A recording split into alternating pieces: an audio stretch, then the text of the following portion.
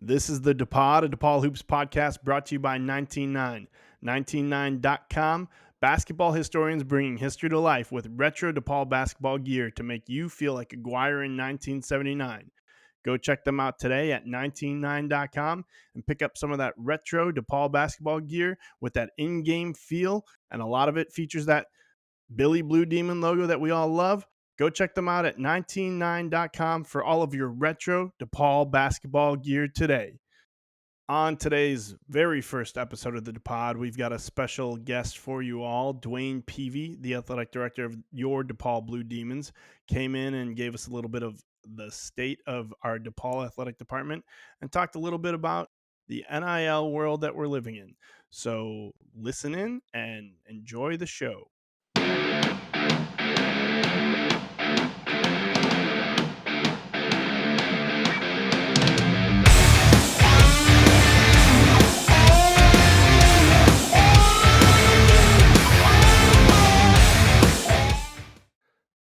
Welcome into the DePaud, a DePaul Hoops podcast brought to you by 199.com. Go check them out today and pick up some of that retro DePaul basketball gear. And thank you all for joining me on this very first episode of the DePaud. And I wanted to talk to you a little bit about what this podcast is going to be. It's going to be new content on DePaul athletics, DePaul basketball, something outside of the norm that you can consume in your ears, on your commutes, while you're doing homework, and so on. So again, thanks for joining me today, and I look forward to bringing you all, at least in the off season, 1 to 2 episodes of interviews and other DePaul content that's free to you that you can get at any time at your fingertips on any podcast form or on YouTube. So without further ado, thank you for joining me and enjoy our exclusive interview with DeWayne Peevy, the athletic director of your DePaul Blue Demons.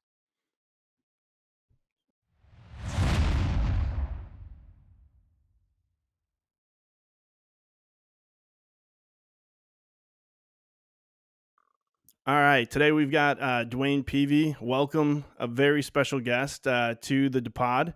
Thank you for taking some time today to sit down with me and help us take a peek behind the curtain of the DePaul Athletic Department. Well, glad to be here, John. It's exciting. Well, thanks again. And why don't we just jump right in and give us a little bit of a state of the program going into next year overall, not just basketball, but overall. Do you feel tangible differences when you walk into work every day than when you first took over? Well, it's kind of interesting. This is my first time at a quarter school. So I'm normally where a couple weeks ago graduation happened in early May, and now we still have a few weeks before we get to graduation on June 10th here. But ironically, we have our Billies on Friday, and that's kind of our SB awards. At Kentucky, we had the Catspies, and this year we call it the Billies. We've always had an annual end of year banquet, but we wanted to kind of change it up a little bit, make it a little more fun for the student athletes. And so we really doubled down with Billy Blue Demon. So now we're calling it the Billies is our award show. And but it gives you a chance. In the last couple of days, I've really been reflecting on the school year, athletically. And so, I think about we have 10 head coaches, 15 sports, and 6 of those are track oriented, cross country, men and women's cross country, men and women's indoor and outdoor track. So that's how you get to your 10 head coaches. And I started thinking about each of the programs. When I looked into this job a couple of summers ago, which is kind of crazy that I haven't even been here 2 years yet.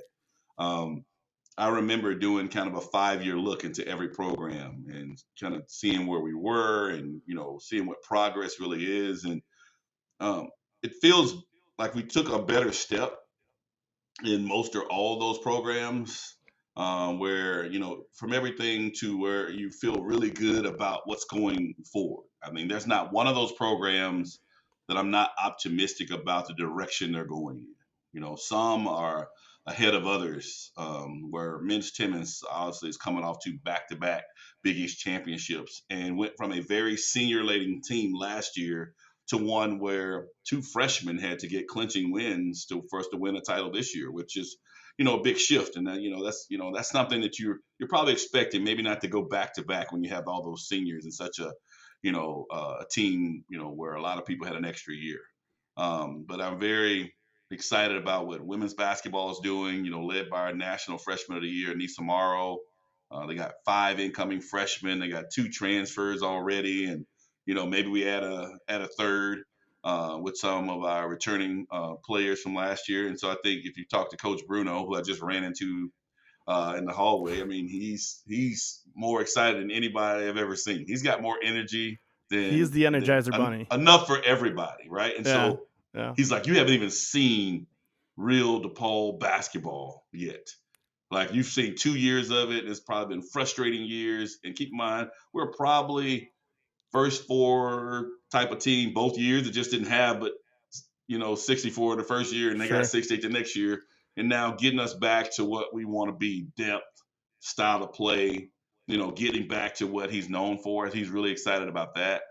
Men's basketball with Coach Stubblefield actually going through 1 year of the Big East, a learning process, trying to put a staff together this time last year, and this whole new world in basketball, from the portal, the NIL piece. And I've probably had more visits with recruits in the last 2-3 weeks than I probably had in my entire career. So, a lot of people. The good thing about the portal, there's still people going in, but really there's a lot of talent out there, especially guards and wings, to really fill out our roster. But we got to have the right fit, because I think the way he's looking at it is this is the opportunity to be in postseason next year. This is not trying to just, hey, let's get through this year and we're building to another year. There's no more of that in basketball. I mean, you can't count on youth and, man, we'll be good in 2 years anymore. It's a challenge. How do you win in the now? And so I think that's the challenge there. And then, both of our soccer programs went into the last week of the season with a chance to make the Big East tournament. And the Big East had 5 teams in men and women's soccer make postseason. So you feel like we're just a step away there. And volleyball makes the first Big East tournament in school history, finishing 4th in the Big East, and they're trying to push forward. And we've added scholarships to men's golf to be fully funded next year, for men and women's indoor and outdoor track to be fully funded starting in July. And so I'm thinking those sports are going to have big jumps because of just the talent level you're able to add. And then our men and women's tennis teams, our women's tennis teams, 8 straight championship appearances. We talked about men's tennis earlier. I don't think I left anybody else out, No, but you hit them all. That was but I amazing. feel really good about the direction of things going in. And the biggest thing I would say from when I got here to now, one, I know a lot of student athletes. I have a great group of coaches. We did some aesthetic changes in our entryway and in our building just to give us new energy. It looks like DePaul. You see blue and red. You see the sports we compete in. And I think that's when I walk in the door every day, it's home. And that's a big difference than 2 years ago when I walked in here and nobody was in the building and I was still working on my MBA, and the building was completely empty. So I think now I love running to my student athletes and seeing their smiling faces. And I think it's just, I'm glad they got to see me, but now I know them. And I think that's the Sure, difference. absolutely. Yeah, it definitely seems like there's a whole new life around the program, and Mm-hmm. you guys were breaking records as far as fundraising too goes last year. Right. So very very good stuff. I think a lot of people are happy where the athletic department as a whole is going. So thank you for that, and that's you really nailed every single one of those sports. So very impressive. We go into the fans though too. Like, they've been through a lot. But what's your message to the fans that still might have not have come around just yet? Well, the one I did forget was softball. Like, they made a hell of a Oh, turn, there you and go. we Yeah. hosted here. We knocked off #1 team and had a pitcher's duel that didn't go our way That was next an year. amazing. Oh my That was God. a great Friday. Like, that was great Friday softball to watch. Right. We I win headed that up. extra inning game, we probably win the tournament, but it just didn't go the way we wanted to It go. it's always one bounce here or there. Yeah. So repeat that question again. I thought about Sure, something. certainly. No. That's important. It's one that we that was really cool to have out in Chicago and have Right. so close to home. We'll get So another chance. We'll be right back. I feel very confident yeah. about that team. Oh, absolutely. I mean, I heard Dynasty brought up in the broadcast by John Fonta. So yeah, it's good stuff. Um, uh, so yeah, DePaul fans have been through a lot without question. But what you and your staff have been doing, you know, it may help me take a step back and get a little perspective. And I've come around Mhm. greatly. Like I'm really excited about it, where everything's going. What about the fans that haven't quite come around just yet? What's your message to them, and how can we help get that message out there?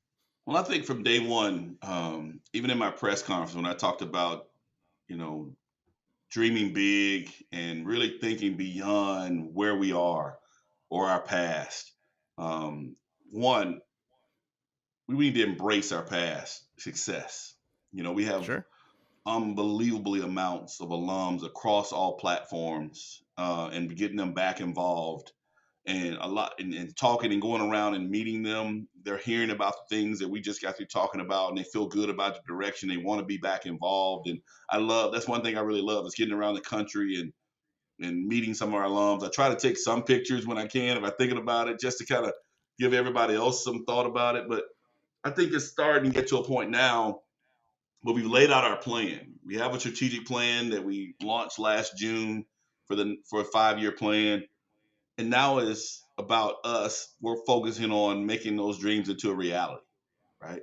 I mean, and that Absolutely. takes a lot of work behind the scenes. There's no quick fix for anything that's worth a damn, right? I Yeah. mean, No doubt about it. I mean, it's not that easy. I mean, I think about putting a staff together, being focused, having a great direction what you're going in, really doing a lot of friend raising is what I've had to really concentrate on, whether that's on this campus with our alums, our fans, our donors, even our corporate sponsors and partnerships.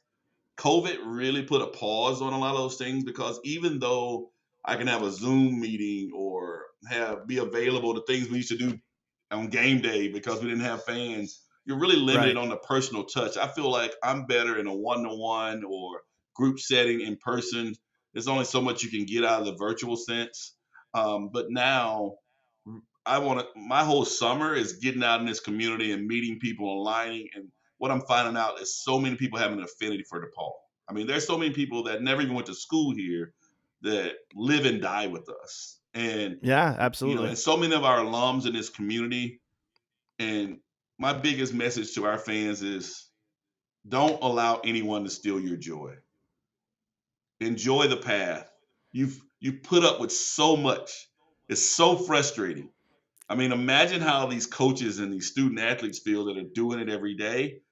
But the thing of year after year, if you have frustrations, how much sweeter will it be to sit there and enjoy all of that with your doubters and everybody else? And so just know that every part of us and our being, I mean, this is a livelihood for us. This is my everyday.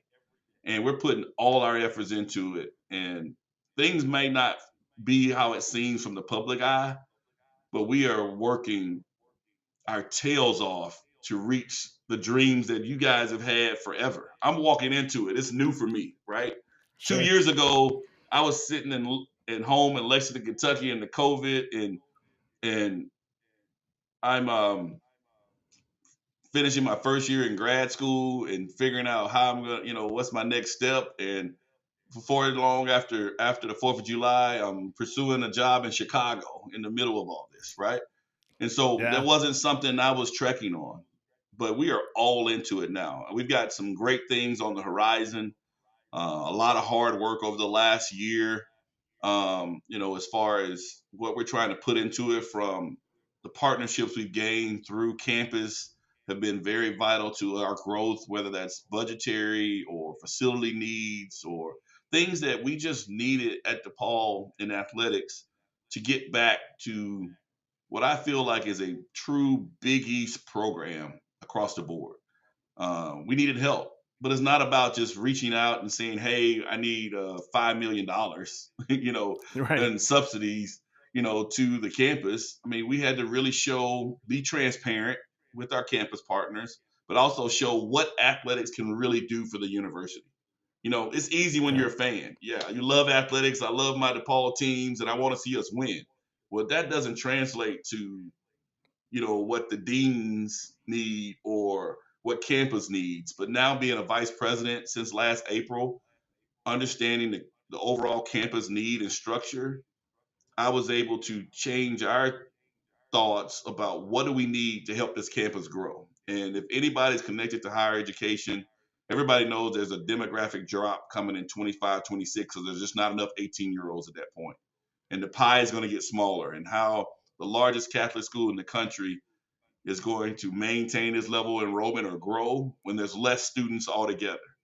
And in my opinion, athletics is a great way for us to get past being just a Lincoln Park Loop campus to being more regional, to getting to a point of being national. And what we do in athletics as the front porch of this university, being successful, especially in our sports of men and women's basketball that are on television, that brings eyeballs to it. I mean, the numbers show that there's a 6% estimated increase in applications at a private school when you have a team that's perennially getting the NCAA tournament or a top 25 type program. That's real numbers for a school like ours. And so fresh off an MBA, going into it from a business approach, not just an affinity for it, not just a school spirit, not just the role that we can play on this campus to make this a more attractive and fun environment, but also real return on investment. What better way? What other marketing dollars can you spend to get that kind of data and investment? And that's having a partnership with our EVP and CFO for campus, our VP for enrollment management, being board driven and talking to all our board members and having leadership from the president on down. And I think that's what's helped us have great momentum going into next school year, even with a transitional change with a new president coming on board. And so I'm excited about it. I'm frustrated too. I'm impatient just like everybody else. I want to go Oh, win I'm at a sure high you are. level tomorrow. I'm ready to go take on. Yeah. I'm trying to get John Calipari to play me right now because I'm ready to take on Kentucky like now. Right. So like Yeah, I'm ready, absolutely. but there's things that just have to take place because of the hole we were in from an athletic Yeah. standpoint. And I think part of that is you transition from leadership between Jeannie Ponsetto and myself, and you throw COVID in the middle of it, right? Transition in leadership is already tough, but then you throw COVID in the middle of it too. You put some things on pause, and obviously we weren't where we needed to be as far as a results based before COVID. So then you're already Certainly. making budget cuts of what's going on in school. Then you go through COVID too. Then you got new leadership and thoughts. And so now I just feel like now is the time to jump on this train. Now is the time to if you've been frustrated, what's hanging on a few more years? And I think we're going to have a chance to really celebrate, be around each other. I'm looking forward to some bigger plans where we can actually see one another, and let's start working on growing our fan base and the people that actually get out and see us compete.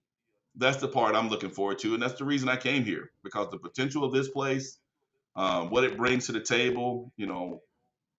Even though we had struggled in men's basketball, we're on TV every game. We're proud of a great Big East conference that cares about basketball, soccer, the elevated level that we can do across the board in sports. That's why I love Kentucky, and that's what I tell some of these recruits is that I'm only asking you to do the same thing that Coach Stubblefield and myself did. Leave a place to make your own mark somewhere else and be a foundation of something new. And I think we'll have some additions to men's basketball, which kind of helps lead the rest of our department in a better place too, because it's the only revenue sport we have.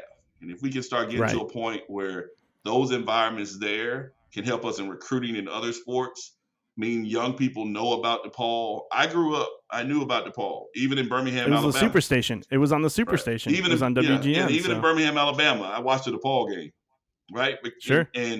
But this generation right now doesn't know enough about DePaul. And how do we impact that? Young people, we got to get out and have camps. We got to be in the community. We got to create this love affair with DePaul athletics again, so we don't miss out on a whole generation. And so that's a challenge, but that's why I came here. I'm up for the challenge, but I do know that I need Blue Demon Nation on my side to get it done. I think I don't think anyone could have said it any better than what you just did. So, yeah, I agree, and I think that kind of brings you to like, how do you see like some of those players that you see Paul Reed and Max Yeah. Struess getting those guys a little bit more reconnected with the program. How do you see reconnecting that past NBA talent or that past talent with NBA experience as a recruiting and a tool to draw in top tier talent and help to get the program back to where it once was? I think one of the best assets we have is the blue blood alums, right? When I look at other programs, you can lay out a list of the Paul men's basketball players that can compete with almost anybody, right? There's Sure. people that I didn't Yeah. even know played here. When I started looking into the job, I'm like, damn, they played here too. I didn't know some. So I'm meeting people that I didn't even see them because I knew them as an NBA player and didn't realize they played at Right. DePaul because I wasn't watching at that time. And um, and I think a lot of people might be in that sense. And so that's one of the reasons that I'm trying to get out, see people, make those relationships. It helps with both Max and Paul, even though I kind of missed both of them. They're both on NBA teams with some of my Kentucky guys. So like, Sure. so they know a little bit about me because I could ask Paul. I'd say, just talk to Tyrese about me. You'll get everything you want, and then he'll right back. And same with Max, with Tyler and Bam, and Coach Riley too. I actually heard from Coach Right. Riley that they were going to keep sign Max before Max knew. So like, it Really. was because I had reached out to say, take care of my guy. I was trying to put like, just from with Coach Riley, and then he's like, actually, we're going to sign Max, and I was like, I don't know if Max knows this yet, but I didn't want to be the one to tell him, so I kind of had to wait, to make sure like I wasn't spoiling the That's surprise or anything awesome. like that. But it was kind of neat. I mean, and what he's done in the playoffs, and I'm hoping that the conference finals will be pretty cool. And we got a chance to bring his sister is on our staff here, and she just recently had a daughter, and I mean, it's kind of a cool thing because he's part of the family, and I know he's, we had a chance to have Max Struess tonight. I can't wait till we get Paul Reed back in the Wintrust too, and let's see what the Oh, next group that'll of be guys. great. Maybe Javon Freeman Liberty can be the next person that gets a chance and an opportunity because those guys didn't come in with a lot of fanfare, right? To work their Sure. tails off to get to that point, to be a pro and being able to compete at that high level and play playoff basketball is a unique opportunity. But I think the blue bloods, the NBA alums we have, trying to get those guys back together. And we're going to try to put together something this fall. It's the 125th anniversary of the school. And That's I awesome. think for Yeah. this year's Hall of Fame, we're trying to invite all our Hall of Famers back to basically just have one big celebration and then really get back together. We've got to start putting people in the rafters. I know that's a hard thing of who might be the first one. I might tell you, John, you get to pick the first one because somebody's got to get blamed for that. But I'd rather go through that than not do it at all. Than not do it at all. For sure. And Yeah. it might not be the first person that everybody thinks. Somebody's not going to be happy. But I'd rather deal with that and honor all those people that need to be honored over time than take the easy way out and don't do anybody. And so Yeah. we're And what working on a jersey retirement subcommittee of the Hall of Fame. We will start putting some additions to the rafters of Wintrust Arena this upcoming school year. That's great. That's great to hear. And what better place to do it at than at Wintrust, Right. right? And, so we kind of talk a little bit about some of the past and the history, and we're I think a lot of fans are relieved that Billy Blue Demon is Mhm. finally, that logo has been brought back. But are there any like full throwback jersey games, or even maybe bringing back those Scarlet jerseys in the works? Not specifically there. I think we're up for uniform change. I think as early as next fall. Not the Okay. upcoming, but fall of 23. And then obviously we can go through having a throwback jersey and those things that come into that. I think for the first time this fall, it takes about a year to get things in a Nike cycle. Okay. And bringing on Lindsay Martin to head our merchandise and licensing efforts. She's really been dialing into this. So all the stuff you're seeing out there new now, availability in different places. Like my wife just bought some off Amazon, and I'm just like, I didn't know we had anything on Amazon, but How'd that but get that there? was that was new too. I mean, so all those different things is to her. She created the licensing program at Butler prior to their Final Fours, and she was over marketing too. But now she's just concentrating on merchandise and licensing for us. And so I think for the first time we'll be talking about jerseys and things of that nature this next school year because it takes about a year, and she started in the fall, So, Okay. but just dialing into it, jumping into that space. But I think that'll put us in a good situation, especially when we start having the conversations about our uniforms for 23 to give us an option for something like that. So I can make sure that's on the docket for our basketball staff to discuss. That there's a big outcry for, maybe a Billy Blue Demon throwback uniform of some kind, but we've been partnering with other companies to get things out there, which has been great. But I think I immediately thought that there was an affinity. As I was looking into the job, that's the one thing I kept hearing about is Billy Blue Demon. I'm like, who Billy is Blue this Billy Demon. Blue Demon? We got to Always. figure out what's going on. What happened to Billy? Right. And so I'm all about the classic logos. And maybe there's some things that maybe prevent it from being our primary logo.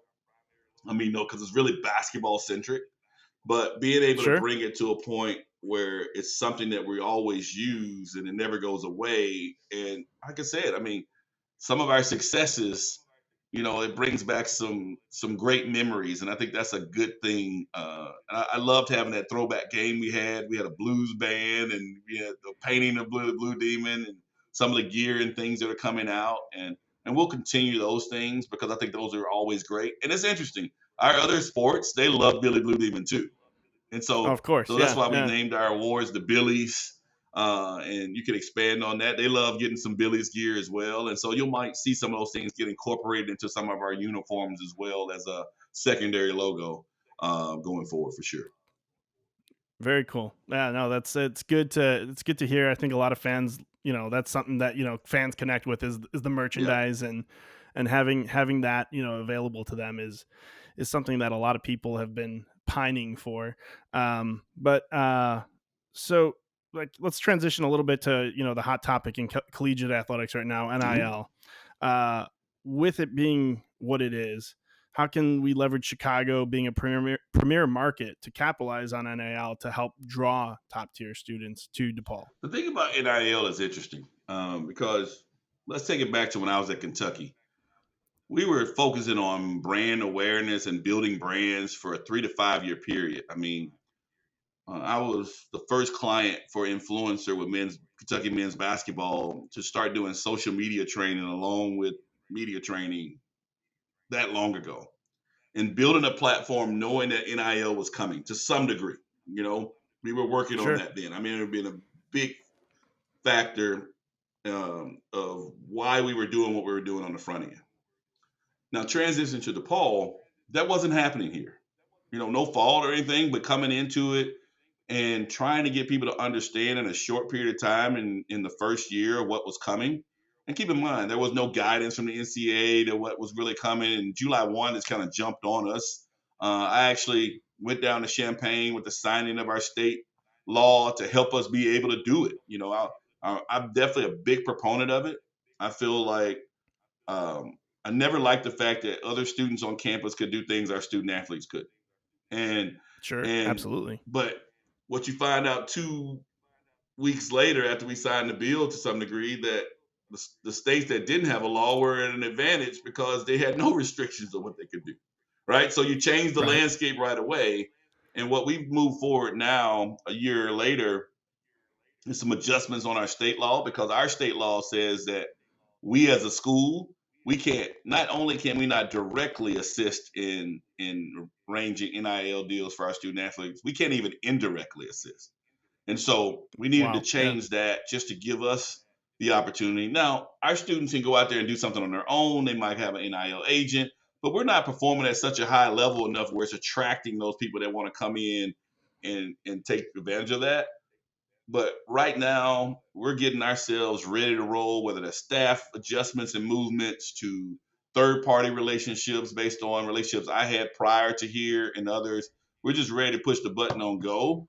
So soon as the governor Right. signs that new law, because it went through the House and the Senate, It's on his yeah, desk, we right? will be able to really, I think our first goal is on Lincoln Park, right? There's so many neighboring communities that DePaul matters to be able to get those type of, hundreds to 5,000 to 10,000 kind of deals that add up, you know.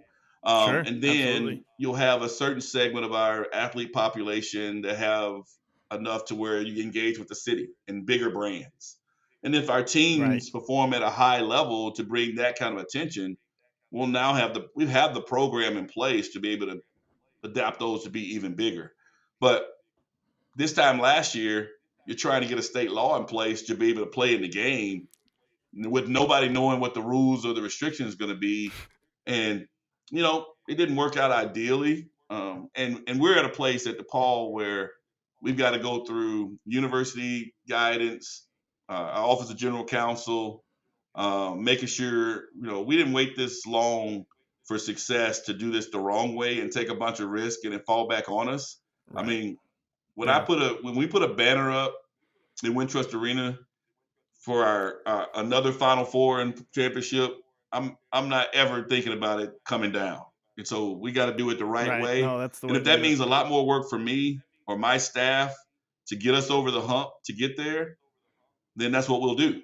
And if that means what my focus this summer is fundraising and friend raising and NIL stuff all summer, then that'll be my summertime in the shy, right? That's what it'll do because we got to get it done. And and I think it's a huge asset for us.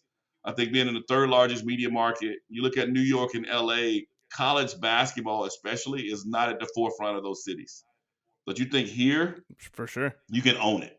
And I think the fact that the state law is almost changing, I'm already getting contacted from people that on the short list that want to have conversations, but it's just been hard because we don't have the household names where they just know exactly who they want to deal with. They don't know, hey, I want to do an NIL deal with John.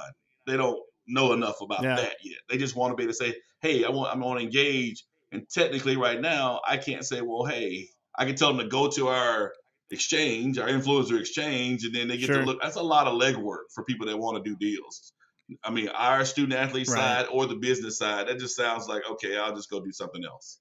But if I can be the one that's like take those calls and also initiate those conversations, um, we're willing to put our time and efforts into that because that's going to be a huge asset for us. And then it recruits itself based on what you've done previously with your current student athletes. And I think that's the piece that's Right. missing for us right now. We're not going to mortgage the future on it, but I think it's going to be a great asset for us going forward because of the brands and things that are here in Chicago. Yeah, no, and I think a lot of fans don't really see that and don't understand that we're at a disadvantage, or well, DePaul is at a disadvantage at this point uh until this law gets signed and put in Right. place. So yeah, no, I think that there's a tremendous amount of work to be done and work to research to be done as well to figure out what's going on. And I'm glad that you guys are in that seat and have Yeah. control over that. So Well, uh, we got your uh, podcast sponsor is going to be doing an NIL deal. I would hope so. That'd be great. I mean that's one thing that I definitely Got to get the word out. We got it's to get the building the word out. community, No better right? place to do Yeah, that with DePaul exactly. Yeah, Athletics. exactly. That's the goal. Um, the transfer portal too is kind of something that's big in play, and it seems like in its current state, it's not sustainable. What could you see a development into something more concrete, like a 2 to 4 year commitment from student I athletes don't know. I don't know if develop we over can the? put that toothpaste back in the tube at this point. I mean, I think it's Okay, becoming just a regular fabric of it. We had a great meeting with our head coaches yesterday, just talking about that as a group and what they're seeing.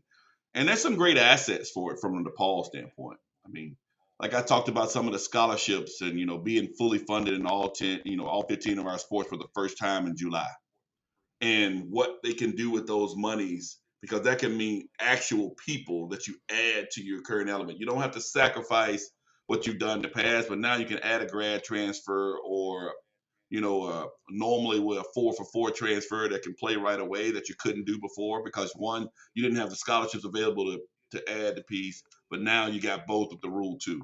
And so whether that's basketball, when you got a new staff and a lot of turnover, or let's say you're talking about men and women's track where you can go in add 9 people that can perform at a high level that might be transfers because you got 5 new scholarships, right? I think those are the things that we got to look at the positives to it. I think the problem is you've got to get young people to make decisions not based on just this is not going well for me. I'm not playing enough. My biggest challenge is how do I help them from a staff standpoint to be able to engage with their current student athletes and have a sense of who's struggling or who needs more time or who's not good with the sense of it because every freshman can't play, and then Right. I could easily see some coaches shifting where I'm not even recruiting freshmen anymore. I'm just going to go for the big thing. I really feel bad. I got a 15-year-old as a freshman in high school. By the time he gets out of high school, he might have to go. So I mean, where do you go if there's not enough scholarships available or nobody's even bringing in freshmen anymore? And I think it's been coupled, John, Right. with the fact that you got that extra COVID year. So there's just less spots Yeah. No, available that's too right now. At some point that'll run out because all the people that came in this year don't get that extra year, right?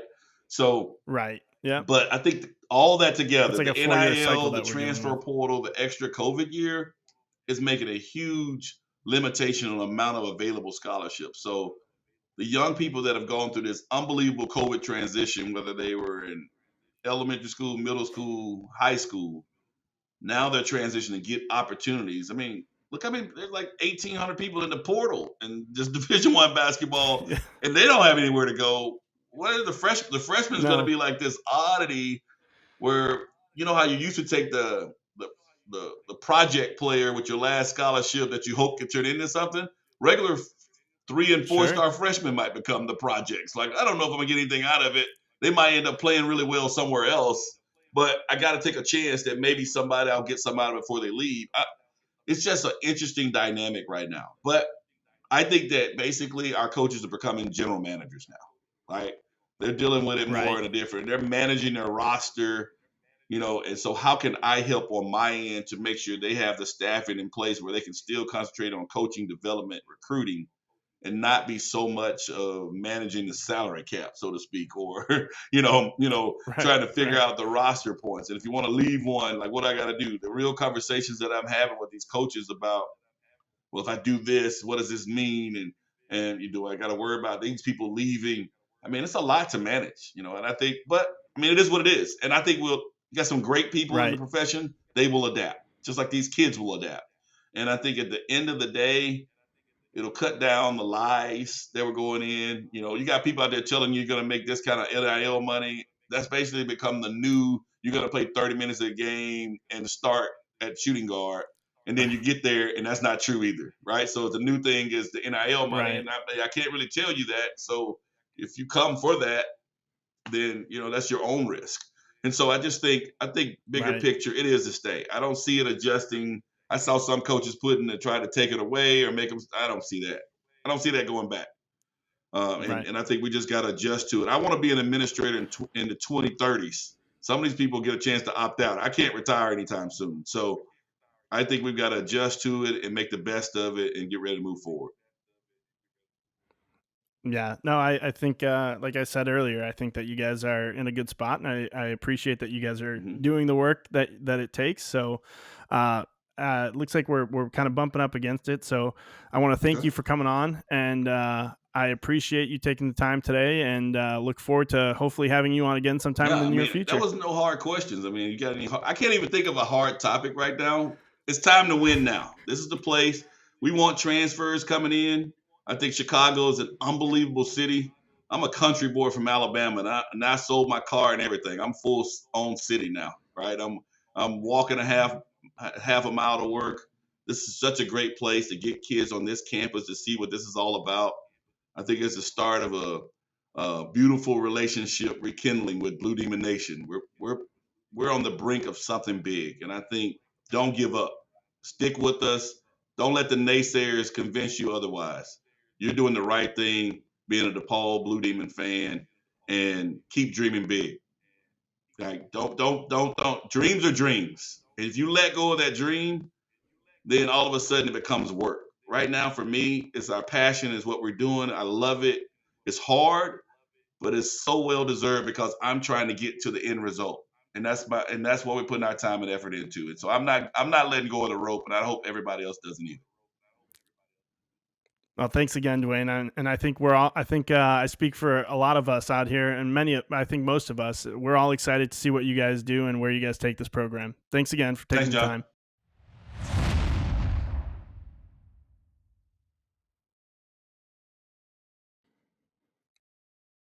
You could really feel the positive energy coming out of Dwayne during our conversation. It was great to get a glimpse behind the curtain of what's going on in the athletic department right now and where they're really eyeing to go in the future. So, with that said, stay tuned on Twitter and Instagram for more show updates. And I can tell you right now that our guest for June is going to be a big one. So, until next time, go Blue Demons.